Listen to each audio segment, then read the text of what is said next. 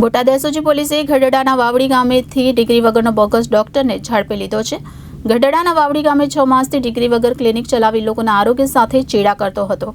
તો એસઓજી પોલીસે ક્લિનિકમાંથી દવાની ટીકડીઓ, બાટલા, સિરિંજ, નીડલ, બીપી મીટર સહિતનો મુદ્દામાલ જપ્ત કર્યો છે। એસઓજી પોલીસે કુલ ₹17,062નો મુદ્દામાલ કબજે કરી બોગસ ડોક્ટરની ધરપકડ કરી આગળની વધુ કાર્યવાહી હાથ ધરી છે। બોટાદ એસઓજી પોલીસે ગઢડાના વાવડી ગામેથી ડિગ્રી વગરનો બોગસ ડોક્ટરને ઝડપી લીધો હતો। તો ગઢડાના ગોરડકા ગામનો વતની અતુલ વજુભાઈ ઉતરાથી બોગસ ક્લિનિક ચલાવતો હતો। તો ગઢડાના વાવડી ગામે 6 માસથી ડિગ્રી વગર ક્લિનિક ચલાવી લોકોના આરોગ્ય સાથે ચેડા કરતો હતો। તો Botad SOG PSI M Raval અને સ્ટાફ દ્વારા બોગસ ડોક્ટરની ધરપકડ કરવામાં આવી છે।